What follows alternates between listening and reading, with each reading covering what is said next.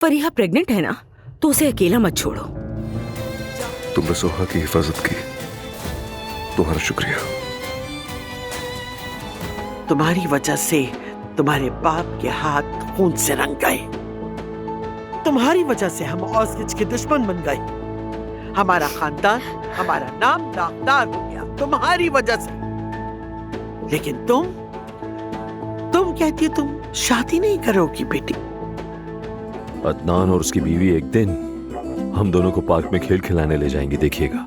समझ रही हैं आप? हम उनके पालतू कुत्ते जैसे हो गए, खासतौर पर आप और मैं। मुझे ये शादी मंजूर है। शाबाश लड़की, शाबाश। ये मेरा भांजा है, देख लो।